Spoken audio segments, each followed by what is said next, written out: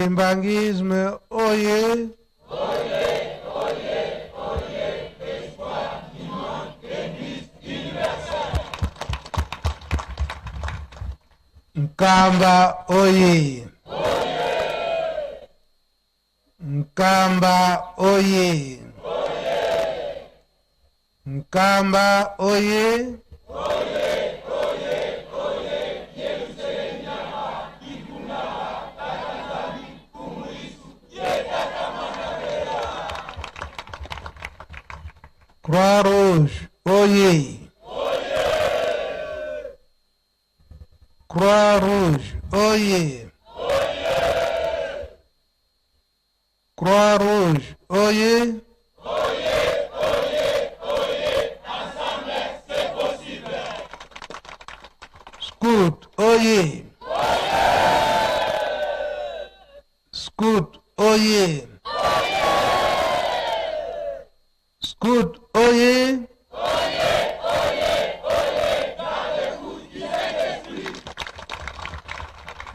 Oyebite, et si bakoti déjà, peut-être mi baleto mi sato.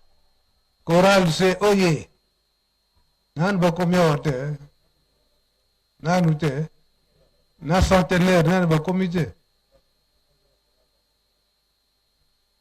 Nan bakomite. Ah. Donc bango bakokoma lobito mukolo misato. Papa Simon Kimba Mkiangani, oye!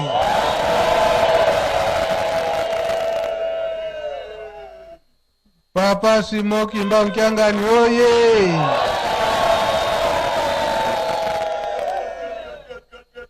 Papa Simon Kimba Mkiangani, oye!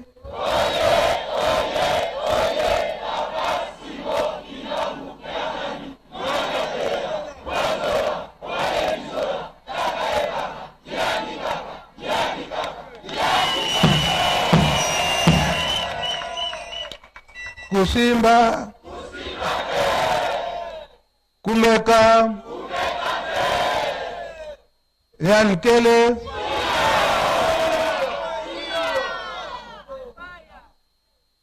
kombo ya tata ya mwana pe tata Molimo Santu. Mingi ya kobakisa ezali te. Solo lelo ezali mukolo na yenga.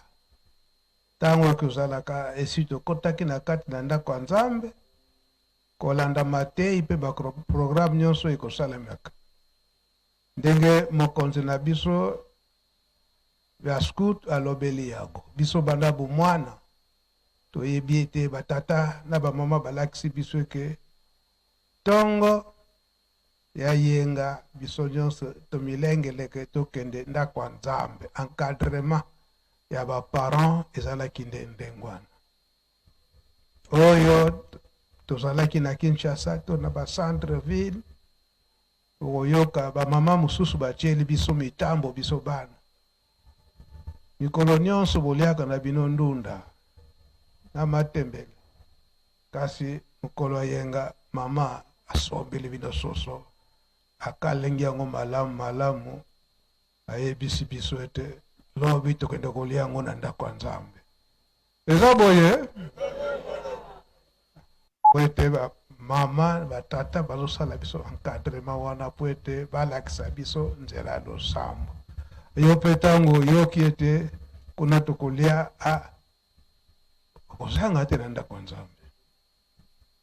Mama pe akosala molende nyonso ke musuni wana bokolia yango kaka na midi po asali calcul eke na midi wana doki matei esi manso si maleki wana nde bana matei koti bango na midi wana tango bawaya kolia eza boye te. Lelo oyo ikomi ete baboti baza kolakisa biso nzela ya losambo korespecte mukolo na yenga. Lelo tolobeli yango ndesi tokotaki deja na ndako ya Nzambe. Kasi la préparation oyo ezali ete le 12 septembre oyo ezali ete makambo mine eza ko rappeler biso date oyo ya le 12 septembre. papa Simon Kimbangu kiangani ayebisi biso ete tozongela bonkoko koloba ete tozali kolakisa na bana badate oyo elingi koloba nini elakisi nini.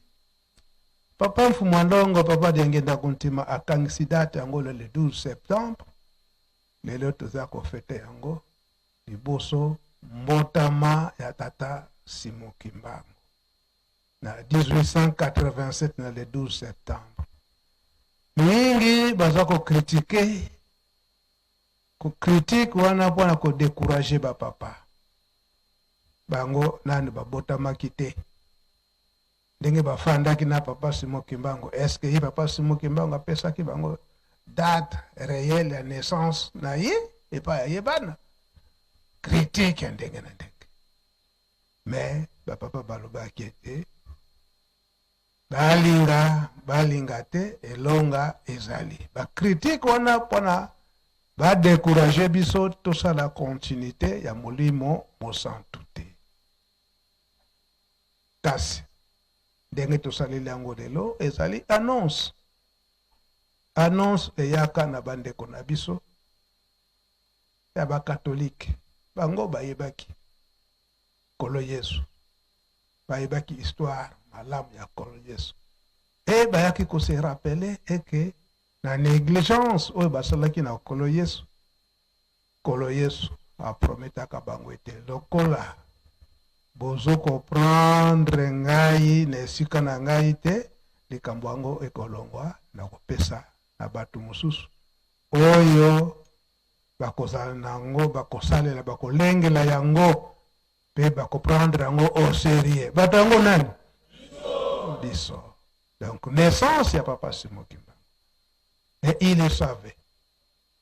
Ba protestant bayebaki yango, ba catholique bayebaki yango. Yango kutu salamaki ete na 1885 balaki na recherche esika papa Simon Kimbangu akobotama. Bayebi likambo yango malamu, surtout bandeko na biso ba protestant bayebi yango malamu pe basalaka témoignage. Likambo ya Nzambe bakobombaka yango te.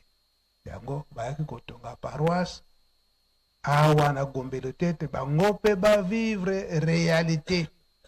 Et bango bazali ba témoin de naissance ya papa Simon Kimbangu. Oto yokaka histoire eke missionnaire protestant oyo bayaki ko benga na awa na Mbanzalemba na bakolomboka Mbanzalemba. Bebi histoire wana te. Bakotangela kabiso. Yango ba histoire ya boye faut topesaka na bana na biso. Il ne faut pas parler peut-être aux enfants. Ba oyo yeke za kokota lelo na kati ya Lingomba. Faut faire revenir bana na biso banda e bandeli ya histoire tata Simon Kimbangu ezali ndenge nini.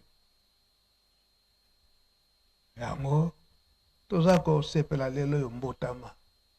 Mais ba missionnaire protestant catholique bayebaki mbotama ya papa Simon Kimbangu. Yango baki kotonga ba paroisse na bango na Gombe Matadi pe na Gombelo tete. Et bazalaki ba témoin oculaire ya mbotama ya papa Simon Kimbangu. Oto yokaka eke missionnaire protestant aki kopesa bénédiction na mama Kinzembo eke na famille na yo elombe akobotama. Tokoyoka kango te. Mais missionnaire wana ndenge aepsaki mama Kinzembo ndenge wana ke obatela mwana ngo malamu. Tolandaka te.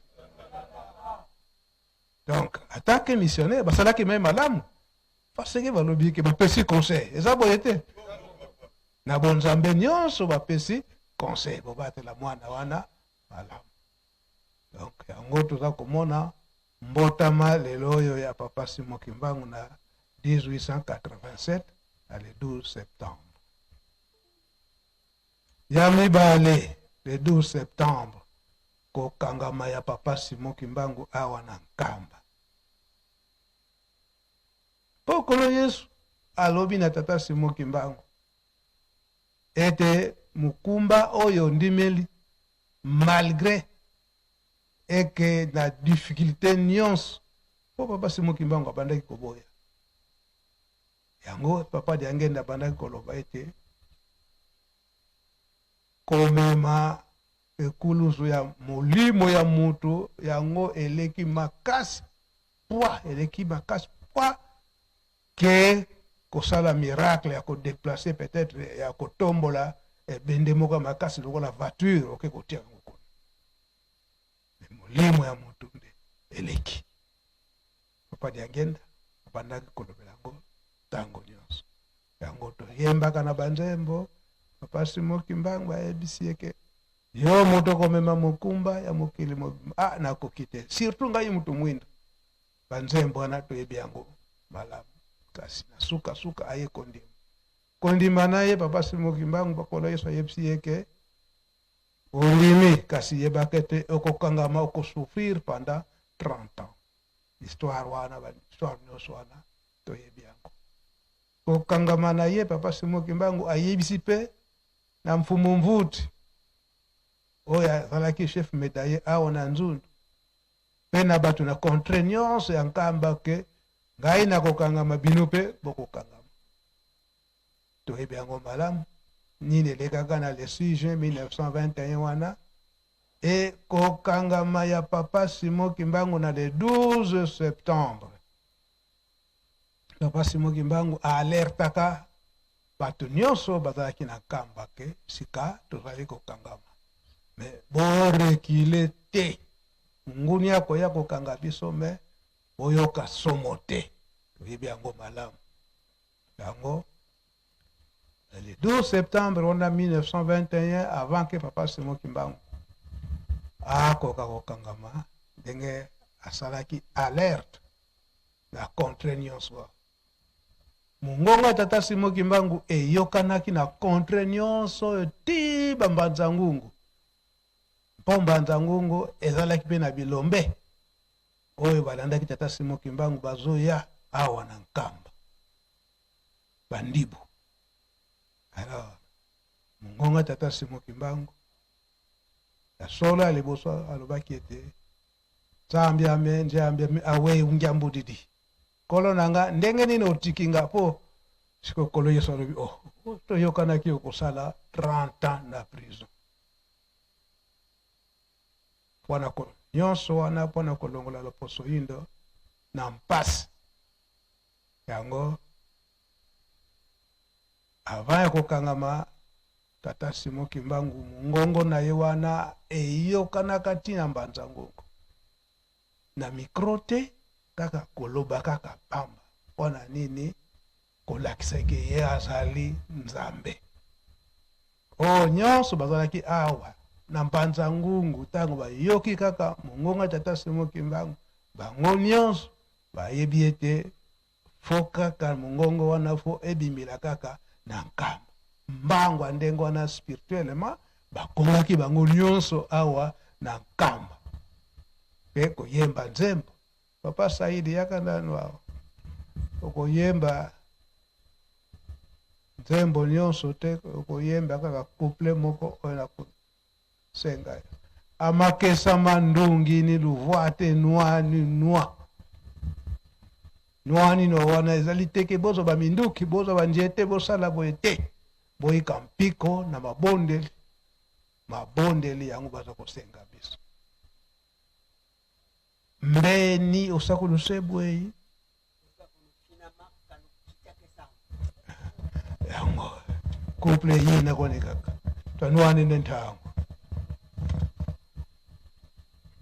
amakesa mandungini nuvwate nwaninwa kwa Yesu nusambulwa amakesa mandungini nuvwate nwaninwa kwa Yesu nusambulwa nuvwate nwaninwa mwanda osa unusambula munamo koma mvuluzi mbenyo sa kunufinama kanukita kesanga nalingala elinkolo baboye basoda ya elonga bolata bibundeli Yesu akupambola bino bolata bibundeli molimo akupambola bino na maboko na ye moko nkolo munguna akoya pembeni na bino mpona kubulungisa bino bolata bibundeli na kombo ya tata mwana pe tata molimo santo. Merci papa conseiller spécial ya tata molimo santo ndengo pesinga maloba na silisi. Merci papa Saido ko kosonga tolandi te yango tata molimo santo na nzoto ya papa Simo Kimbangu kiangani aza kotinda biso kaka eke oyo mobulu to yiki za kokota na kati na lingomba ebundeli mususu te nini mabondeli tembo elobi yango wana ezalaki na le 12 septembre 1921 yango papa Simo Kimbangu akoka kokangama kasi kokangama papa Simo Kimbangu 30 ans maso malekaki toye kozwa indépendance na mai oyo papa Simo Kimbangu asakolaki ke mboka na biso to mikili na biso bamboka na biso awa na Afrique tokozwa indépendance tolobelaki yango na mardi oyo papa kulutu na 1956 oyo elekaka na le 24 août pe na le 24 août 1958 tobombaka ba histoire biso oyo tokolobaka batata bato bapesi biso yango biso pe yango toza kopesa na mokili mobimba po ete tokoka koyeba kasi papa Diangenda aye koloba ete réhabilitation tata Simo Kimbangu ekokosalama na date mosusu te na date nini le 12 septembre 1991 kasi ye moko alobi ete sata akosala manso akolinga te eke likambo yango esalama oyo tosalaka na le 12 septembre 1991 toyebi etumba ezalaka oyo papa Diangenda alobaki ete malgré esalami ndenge wana te me kati na mboka bilombe pe bazali oyo bayebi likambo tata Simo Kimbangu asalaki na mboka ekosalema kaka le 12 septembre 1991 esalamaka to esalamaka te esalamaka esika nini na palais de la nation Imbangisme oye Nkamba oye tokosala yango express mate hasard ekozalaka ndenge mutu aye na likambo mosusu me aye kokuta likambo oyo ezali très intéressant mpona ye oyo mama oyo asalaka réhabilitation na 1991 wana mama ministre ya justice boyebaka ye tisiko azali surprise azali aho tomona ye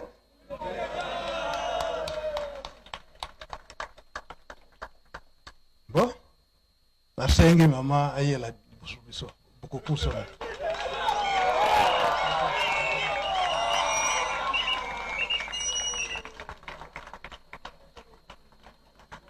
azali invité te kasi ye moko na posa na ye ayebi likambo ya tata Simo Kimbangu ayaka kotala biso ntango nyonso donc sikoyo ayelaki na likambo mosusu kasi yeyo tomoni ete tomoni ete kusana na mwa ombrage. Ok. Bon. Maman, okolimisa biso eza surprise, mais lelo solo fête ndaye le 12 septembre toza ko fête yango na 4 étapes. Ayambo naissance naye ya mibale arrestation naye na kamba na 1921 kaka wana pe ndenge papa mkonjabule papa Simoki Mbangukianga bataka kolakisa ye pa batata na ye kokanisaka mpe mokolo wana ya réhabilitation. Donc troisième phase ya wana, mais quatrième phase ekozala sikoyo date ya le 12 septembre bosengi ya bolimisi ya bajeune eza boye na 92 na 92 classement nyonso wana ya ye moko papa Diangenda yango okolimisa biso mama. Ça coïncide oyo ezali ete tozosala annonce, donc toza kolakisa na bana likambo yango ndenge nini ezaleli elandi ba étape nyonso wana. Bon, fête na yango le 12 septembre oyo ezokotombe jeudi, toza kofete yango jeudi, mais oyo eza annonce, donc préparation ya bana, parce que bana mosusu bayebi kaka eza kaka fête, mais bayebi nini origine ya fête wana te, donc likambo yango nini ezalaka po ete ekoma eke journée moko tofete yango. Donc yango mama okolimisa biso, okosalela biso témoignage ndenge nini bosalelaki papa Diangenda, ndenge nini apeselaki yo mokumba wana pe ndenge nini esalamaki. Okolimisa biso mama, ezali surprise.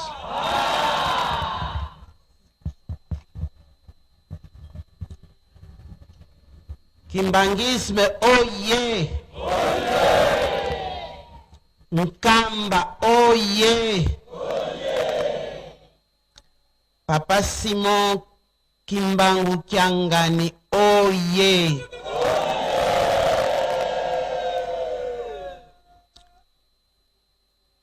Papa Mbenza na pesio merci mingi.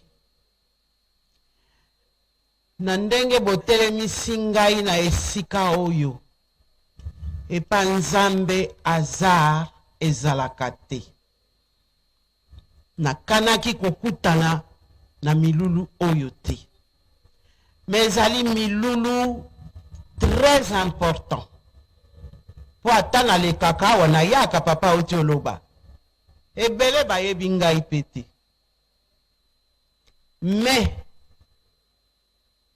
Nzambe ye aponaki nga na mokolo wana. Ndenge papa uti koloba yalaki bitumba po uta Kongo ezwaki lipanda esengaki 30 ans. Boyoki balobi papa Simon avandaki na prison 30 ans. Et c'est la 30e année, après 30 ans, Congo yo eponi mwasi ministre de la justice. Eza pe hasard te. Po ata tango nga nazaki kobunda na makambo yo papa Diangenda yaki kotikela nga na maboko. Nazaki komituna po na nini Nzambe na nga yo tinga mwasi na esiko ya matata modele oyo. Parce que na kati ya histoire mutu nyonso abosanaka discours munene oyo papa Mobutu asalaki na mois d'avril te. Avril ango pe bino bozalaka na tina nango bino bakambangiste. Aleli na nsele alobi comprenez mon émotion. Yepe anomenga ministre ya justice bakitisili ngai makambo ya minene ya kolongola monopartisme ya imper parti état na bundi nango na parlement pe na tuna kaka engabi Nzambe nanga pona nini c'est à moi une femme ndozo pesa etumba oyo yango pe epai esili papa diangenda pe na yaye mama le 12 il faut salema ekoki koleka le 12 septembre te na kobunda wana boluka nano makambo nyonso oyo etali papa Simon Kimbangu bakongole ebele bayebi yango te mpo na nini mpo mundele abombaka yango ebiso moko mpe toyebi te ke ye azalaki mobundeli na biso monene mpo na poso oyo poso moyindo oyo me mikakatano esalemi na mundele d'abord mundele ya Belgique alobi papa diangenda ntango ake kotala ye mbala na mbala akendeki mbala na mbala babelge bazoloba kaka bakoki kosala réhabilitation na ye sikoyo te mpo bajuge oyo bakondanaka ye bango nyonso basili nano na kokufa te basusu bazali tant que bango nyonso basili te bokoki kokanisa likambo ya réhabilitation judiciaire parce que réhabilitation wana esalemaka nde judiciairement po azalaki condamné sikoyo na kati na mboka bandeko na biso ya mibali bazalaki ba o magistrat nga mpe na magistrat me nazalaki na se ya baoyo wana sikoyo ntala nga nakomi ministre likolo na bango mobulu lisusu nabengi bango totala likambo oyo comme ezalaki mikakatano bango mpe balobi totika ye na yango tomona esika nini ya kosukela na yango me nzambe alingaki esalema kaka bongo yango nalobi toke na voie politique parce que na kati ya Congo papa Simon Kimbangu tobengaki ye prophète. Comment un prophète akoki kozala repris de justice? C'est pas normal. Alors toke na nzela ya politique poto sakola mokili mobimba eyeba ete azali réhabilité politiquement bakoki kobenga ye lisusu repris de justice te. Repris de justice elingi koloba moto oyo bakondana na mibeko ya leta oyo basaleli jugement mais bino nyonso boyebi ke jugement wana ezalaki ya lokuta po makambo oyo bango bafundelaka ye ezalaki ya bosolo te mais ezalaki po azalaki kodéranger colonisateur nakolakisa bandeko na ye ke moto mwindo nzambe aza na ye. Alors tobundaki tokomi na le 12 septembre na palais de la nation.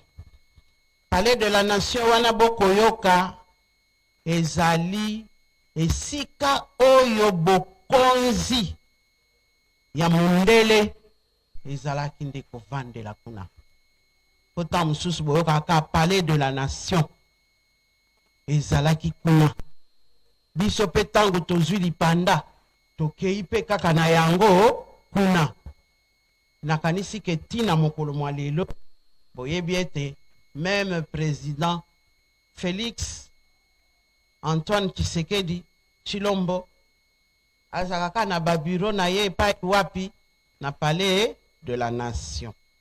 Donc ezali esika oyo tobelelaki na mokili mobimba. Ngai tango batunaka nga yo oza ya religion nini nalobi naza catholique mais naza kimbangiste de cœur.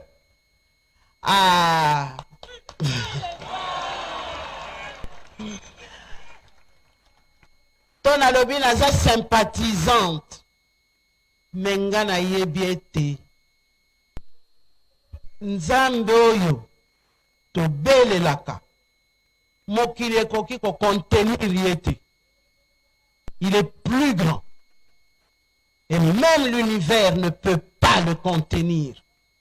Moto na mokili akoki kokatela ete ke pote baye bayo nzambe kaka ngai te. Yende mutu aponaka. Pona nini ndenge papa auti kolobawa bayebisaki na mama Kinzembo, n'est-ce pas? Bobatela ye. Bobatela ye.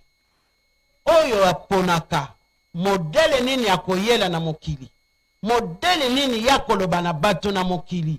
Ezali obele nzambe. Me avanga na silisa. Naza na motuna. Ba mama kimbangiste. Wapi bino? Nazo mona te.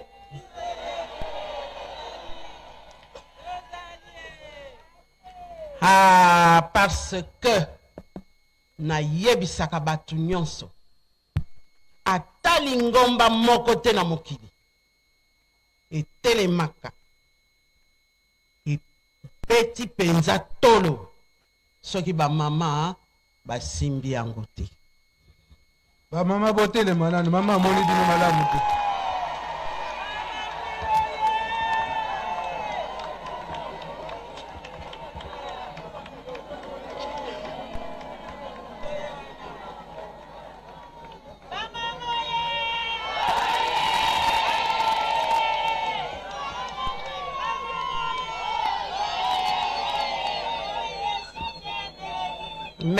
Merci Nabino.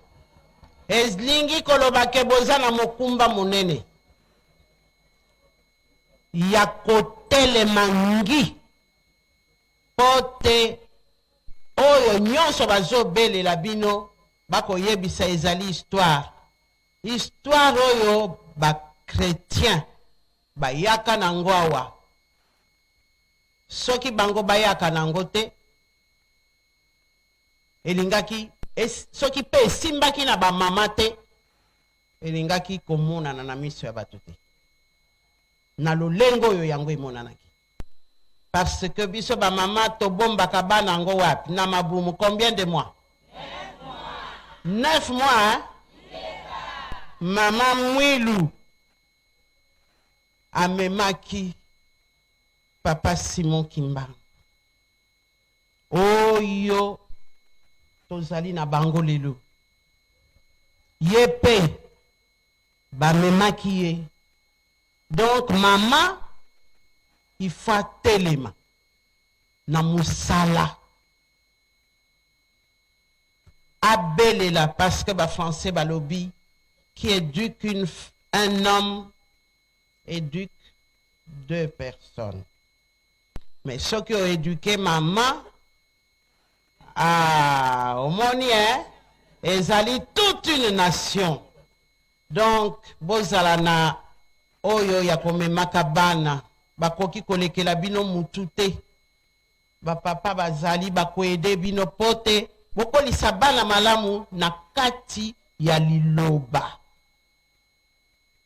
pote tobelelaka te mokili na biso ekufi eza kokufa po encadrement oyo papa utaki kobelela awa eza lisusu malamu te donc bokotisa encadrement makasi nyonso ezali etumba ngai na papa Diangenda na tango na biso wana na premier ministre Mulumba Lukoji tobundaki tosilisaki likambo après biso pe et continuer ndenge balobi. Donc le 12 septembre ngai lelo nazali awa. Est-ce que zali hasard? Na kana ki pete. Mais na komi papa Simon atalinga lobi nanga ozozonga. Nga bien na yaki na kanisi abi. Mais je dis na misala oyo yo salaka ezokuta yo awa. Na sali bunga bite. C'est que nzambe alingaki nazala na bino awa naza na esengo makasi bino pe bozala na esengo botambwisa 12 septembre ezali na chiffre 3 nalaki 3e na koti na 3e 12 septembre ya réhabilitation. Papa utaki koloba 12 septembre ya mibale ezalaki ya arrestation ya liboso ya mbotama. Et ce chiffre 3 là oyo nyonso ayebi spiritualité ya solo ayebi ke ezalaka na ntina na yango. Nalobi boye na sukisi. Merci papa.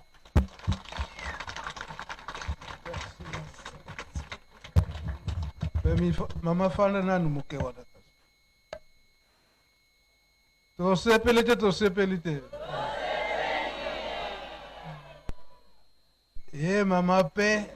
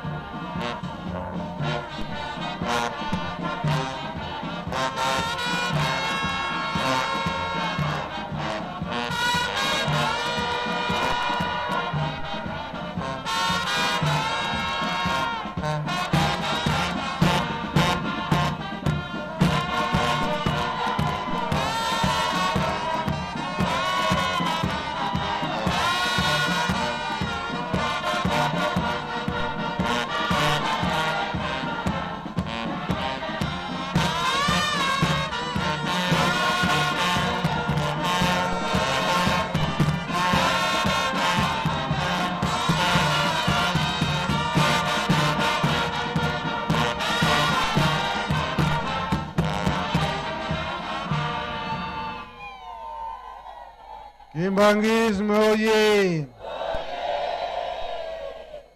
Nkamba oye! Tosepelite. Na surprise ya boy tosepeli yango tokoyokaka papa de la ville akobelelaka ntango nyonso te ntango carnaval ezali kaka destiné na mouvement wana te. Mais biso nyonso, ba mouvement nyonso, kamba nyonso fo to assister. C'est vrai que bamsusu bazolanda ngo na radio to na télévision. Mais biso o to se retrouver awa. Tozwi te. Tozwi makasi Mama to kofanda na biso. Pe mama na benediction makasi. Oyo ye azwaki na tata Mfumwa Longo na papa Diangenda ye pe alakisi bana na ye ke makambo nyonso bozo kotanga pwete bosala misala ya malamu alakisi bango pe nzela ya Yerusalem pe ayaki na bango tomona bango te bamama boya awo bolimisa ngai kamba emona bino awa.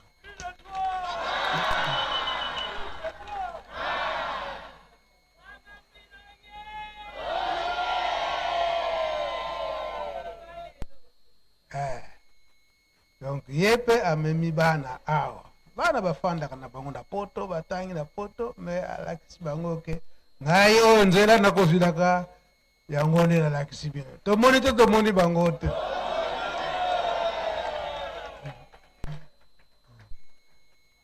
Bana nde bangwana. Boko limsa biso ba mama, je sais que peut-être ça serait la première fois qu'on va vous présenter devant la population kimbanguiste, mais c'est vraiment très bon et que ma maman l'accepte bien on est là pour eux. Donc ça va mon nom mbote. C'est bon. Faki, disposition. Maman ministre, avec tout le respect que nous vous devons, Télémé la biso ensemble avec nos sœurs pour te passer Sabine Mbote.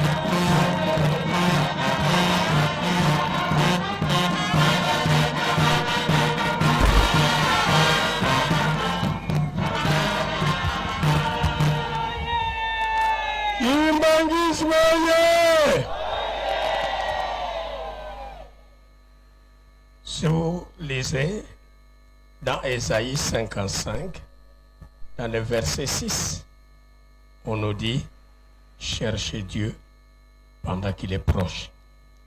Implorez-le pendant qu'il peut se voir. Ce n'est pas des canillards si nous disons que c'est lui qui est à votre gauche qui vient de vous inviter aujourd'hui. C'est le Fils de Dieu. C'est Dieu. Jésus-Christ de Nazareth. Jésus-Christ de Nkamba. Tobongisa maboko. Topesa mama na bandeko na biso mbote. Okombo ya tata mwana pe tata molimo santo. Okombo ya tata. Ya mwana. Tata molimo santo. Maman, je vous en prie.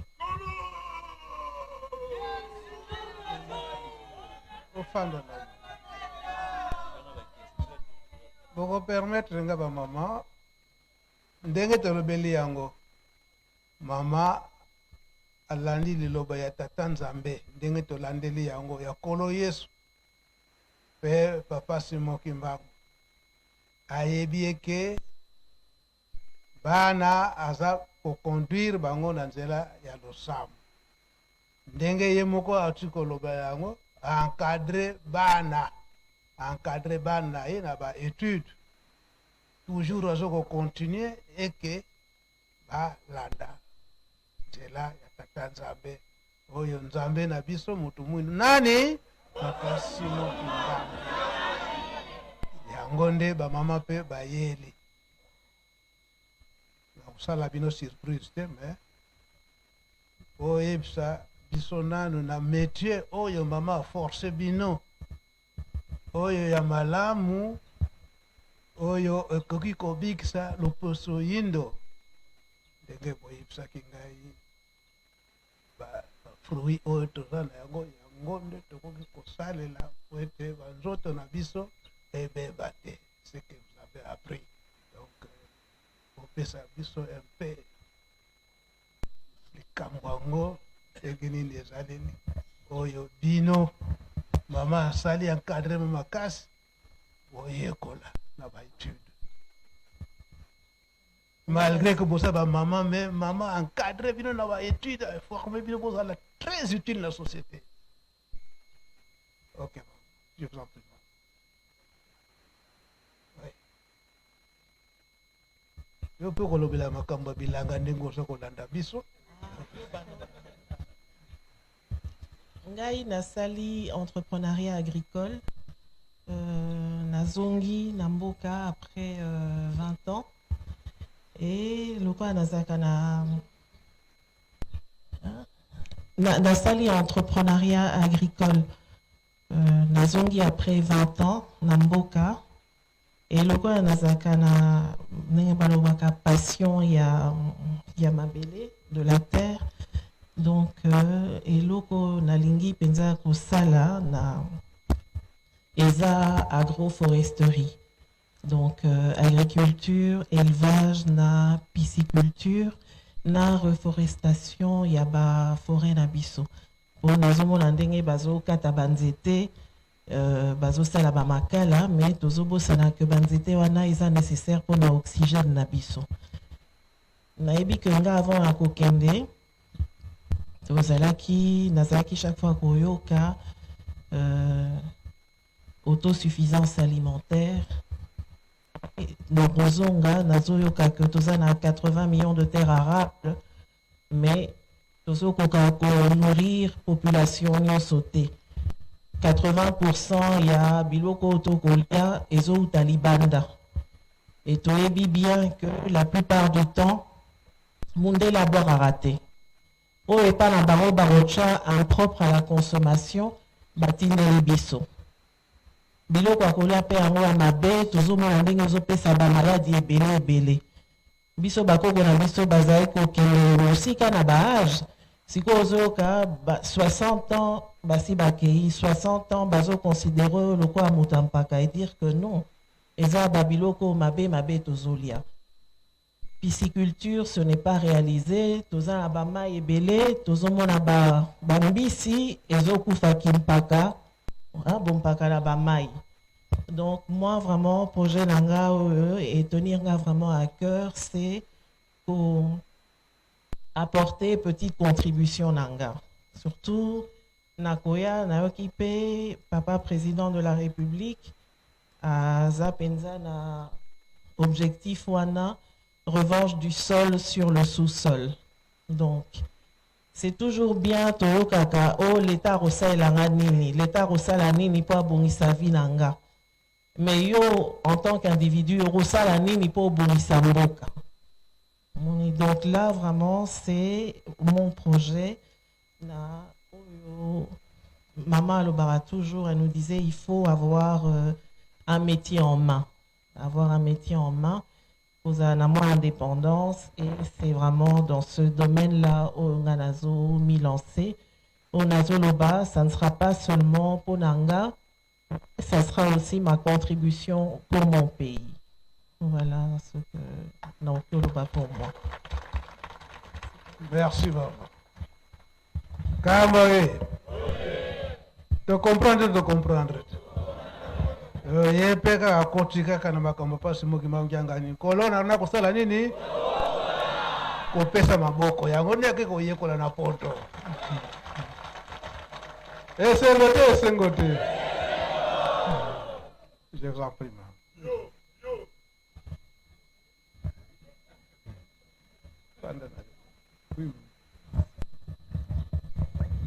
Kamba oye! Jeunesse oye! Bamama oye! Mepesa bono mbote mingi pemuke na kilengi mingi na kukuma awa.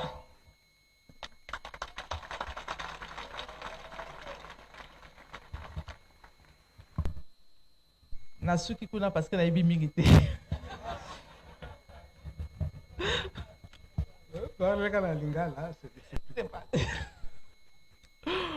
Na sepeli kokoma wa na yakaki vacances na yakaki na makamba kufa après te vacances ezalaki te na programme nanga kokoma awa, mais par la grâce de Dieu na mabongisi na ye nzamba asali ke na koma na Nkamba qui est une nouvelle Jérusalem.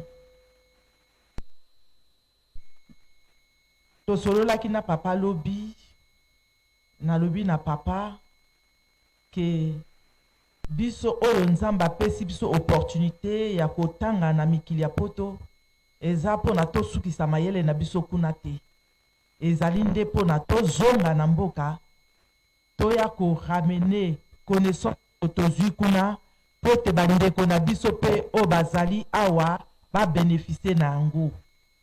Papa azali penza na kati na agriculture. Ngai na yekoli na mokili ya poto kuna o etali cosmétique. Mais cosmétique na agriculture, ce qui omoni bien, eza kokende ensemble. Nzambe asali ngai ngolu ya kozala première femme noire de fabricante de produits cosmétiques la société mondiale numéro 2 mondiale après L'Oréal.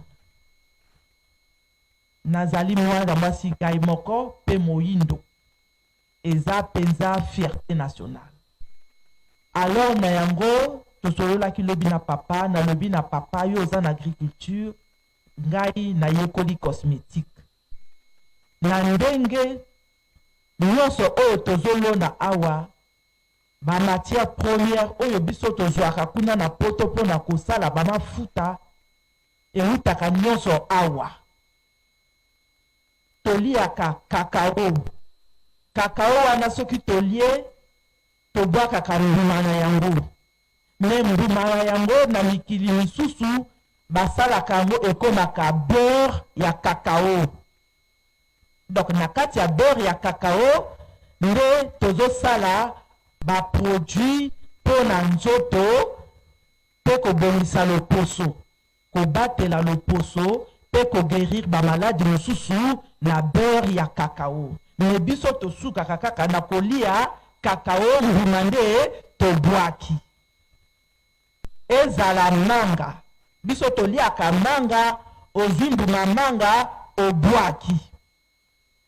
Na bandeko mosusu kuna baza kofabrike na mbuma manga wana bazosalela yango beurre ya manga. Beurre ya manga wana ezokota na composition ya ba produit oyo biso toza kofabrike kuna pe eza kotekama na talo makasi penza. Donc nyonso wana ezali manque ya savoir ya koyeba. Parce que nyonso wana tozobwaka ezokende poubelle, or ya bango babwaka te bazobongisa. Maïs ezala loso, na loso biso toliaka loso, mais na mai ya loso bazo fabriquer na yango ba sérum et loko pona ko anti-vieillissement ya la peau. Donc ezala agriculture, ezala cosmétique, c'est deux sociétés, deux entités qui partent ensemble. Donc Nina yango par la grâce de Dieu na kanisi na mikolo zoya tokosala ensemble. Nzambe apambola bino. Merci.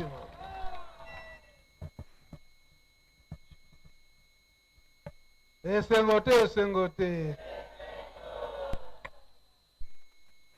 Oza komona. Ikokoli ya bamanga ofibi obwaki. Nzoka nde mama ayeli biso marché.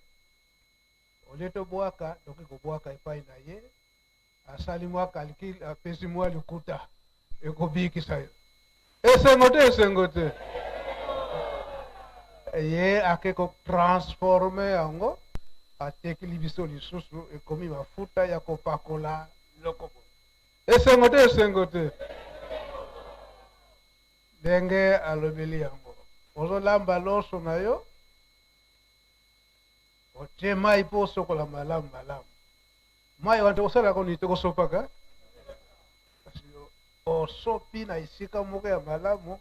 Okesi usipai na ye. Otekili apesi mwalo. Mai apa mamos. Ale sengote. Biso awa tozo ko teta loso mama. Donc tant que décortiquer parfois 5 000, 7 000 sacs yari. La décision soit na ezoke ndekaka. Zokande ba machiniste bazosala kuna ndenge ke ndenge pembeni pe nanga ina kipaka na ngote. Bango pe bazokipa ngote ezoke na basusu. Donc okosombela biso na par kilo alors.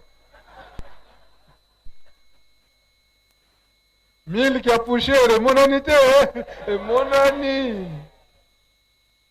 Baye libiso makambo ya kitoko te ya mabe. Ya kitoko penza. Donc, quelle coïncidence, ba mama. Ah. Donc, dangonde mama amemeli bana awa. Ete bango pe ba contribuer na population. Dango papa yangenda bande koloba tango nyonso nazosalisa baninga ngai poko pe nazali kosala nini komisalisa yango papa yangenda alobaki makambo nyonso Donc biso par ignorance biso ba jeune yango toza korate makambo ebele oyo batata batikalaki kolakisa biso ntango toyoki maloba batata malamu biso ba jeune tofanda na kokritike teke likambo papa balobi kasi ya kokanisa papa alingi koloba nini na likambo oyo surtout na periode oyo ezali ya papa Simon Kimbangu Kyangani troisième génération na ye troisième naissance na ye biso ba jeune toza kososola te papa aza alingi nini papa Simon Kimbangu Kyangani alingi nini kaka bacritique oyo mpona kodétruire or que toyebaka te tozali kose détruire biso moko mais tozali kodétruire papa Simon Kimbangu Kyangani eza boye te parce que tolingi koyeba te tala exemple ya mama permettez maman de le dire solo nzambe akoponaka mutu te eza boye te mingi bakokanisaka ata papa diangende mpona kosala likambo yango po azala kaka ndeko na ye mokongo musingombe eza boye telobaka boye telobaka ngo boye kasi se permettez-moi maman opesanga nanu biographie na yo naissance epuis makambo nyonso wana po toyeba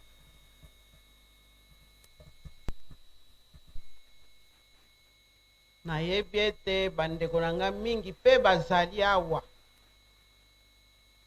likambo oyo toyokaka na Kisasa kimbangisme eza ya ba eske eza solo ebandelaki nde na esika mwana ya mabele oyo abotamaka me ekangami ka wana te mpo ngai nakotaki na makambo ya réhabilitation mais nazali né le 14 décembre 1948 à Luebo. Luebo est dans le Kasaï central.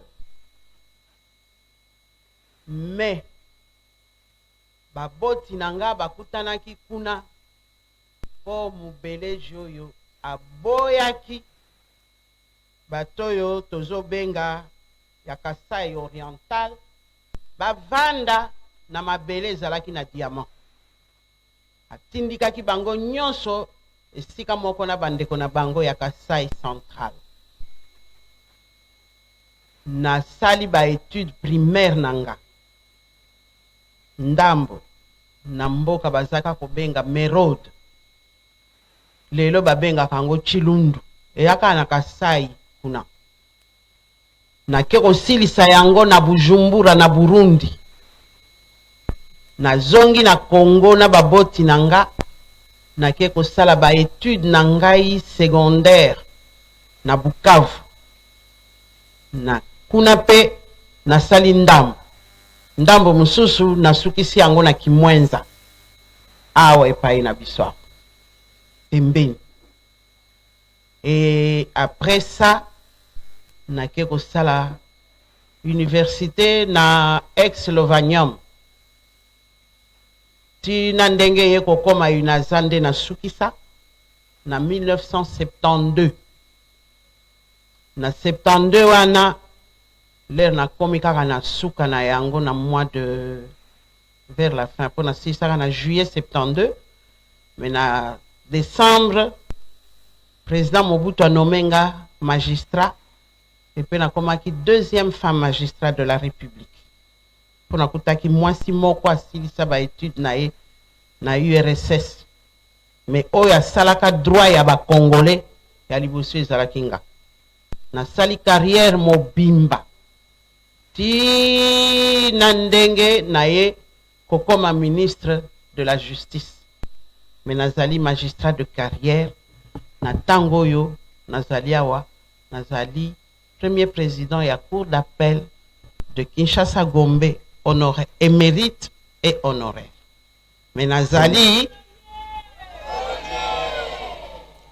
Menazali mwana nde ya Congo. Nautaki koloba na bino motema na nga eyalaka kaka na kimbangisme ezali place oyo toyebi te, peut-être que nautaka awa ya solo hasard eza te, mais originellement naza mutu ya Kasai ya centre du Congo. Pe nakanisi ki bakimbangiste ebele relégué ebele bazalaki relégué pe kuna pe batondi awo ata na moni biloko oyo bazali batelema nani bazali batata na bamama oyo bazali batelema nani omoni bazanga te mosusu bapaster bango na bazoya mbangu bazalaki mosika mpo Nzambe aza kaka ye wana boleka ekolo te baza mpe bakonzi awa na kati na nkamba oyoyo kakujiminyi to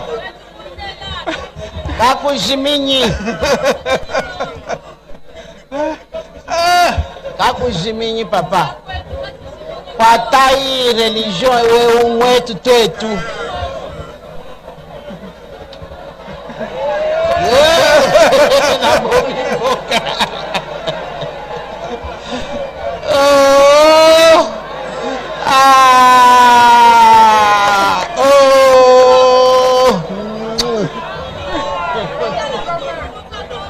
kakujiminyi to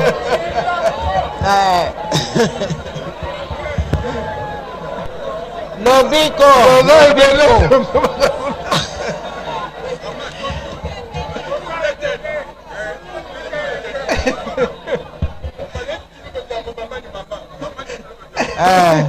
il faut boyekola chiluba boyoki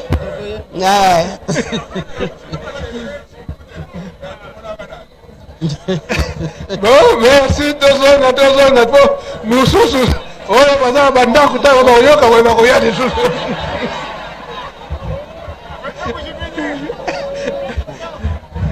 kama oye esengo te oyo ezali libongisi ya bapapa libongisi ya bapapa yango tokoyokaka biso bato ya nkamba tozobenga biso bapelerin tozoli nde baambassadeur ya bamboka na biso sikoyo soki mama ndenge aye boye soki ayoki ke bandeko na ye babebisi awa na nkamba esi mama wana esengo te wana esengo te papa Nyangenda abandaki koloba ntango nyonso ete ye azali nationaliste aponi ekolo te biso nyonso tofanda na nkamba kasi kobomba nini mibeko kosalela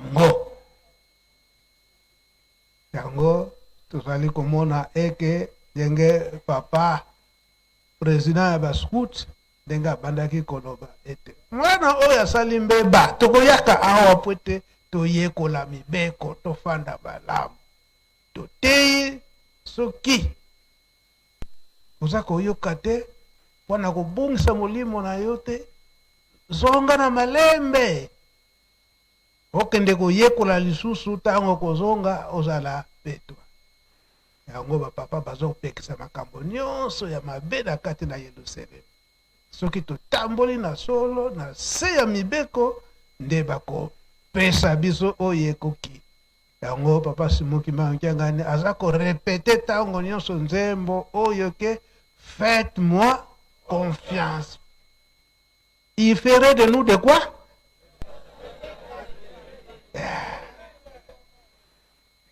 Wana, c'est vrai que ça, ouverture ya fête na biso ya le 12 septembre oyo kozala jeudi oyo poso toza kobanda ouverture nango ya esengo to ya mabe ya esengo makasi tozali kofete tozali koyeba but ya fête na biso ya le 12 septembre oyo mama auti koloba eza na trinité kokanisa mbotama ya papa Simon Kimbangu kokangama na ye mpe réhabilitation na ye mpe eza kobakisima ya papa babongisi ete biso bajeune tosenga bolimisi na baboti to batata na bamama na mabe oyo tosalaka bako esengo te esengo etwe yango tolobi mwa mingi ndako ya Nzambe peza kozela biso tosilisi boye otongo lelo okombwa tata mwana pe tata Molimo Santu. Amen. Maman, je vous en prie.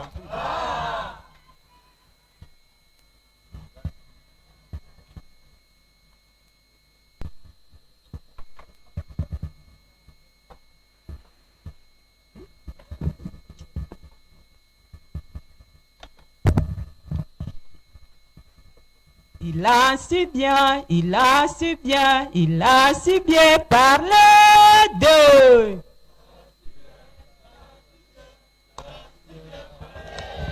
Il a si bien. Et nous allons chanter à son honneur. Et nous allons chanter à son cri de joie.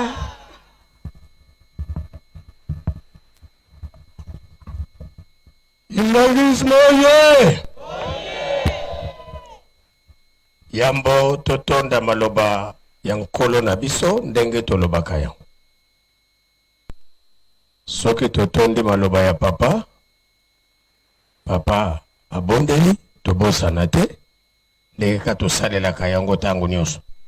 Ba oyo toye na mwa biloko ya kolia toyebi esika tokenda kotika. Sani pe ekotiama mwa moke mike oyo ndenge tosalelaka yango toyebi.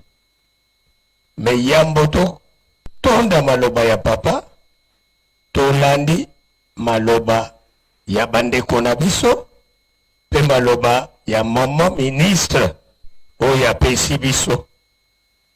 Hier to profite koyebisa na révérend Denis esika ye azali peut-être alandi bien. Mama ministre alobi boye balobaka na français qui éduque un homme éduque seulement 2 personnes. Mais qui éduque une femme éduque toute une nation. 3 points de suspension.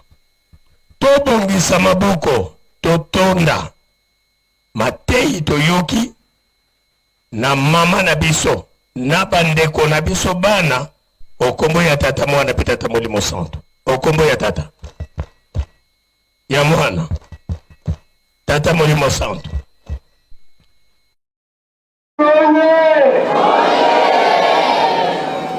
Bika tokubikeno moko totonda lusiku mosu tutambuli kwa Nzambi eto mosola kwa seye mwana tata mwanda velela mukumbwa se ye mwana ye tata mwanda velela.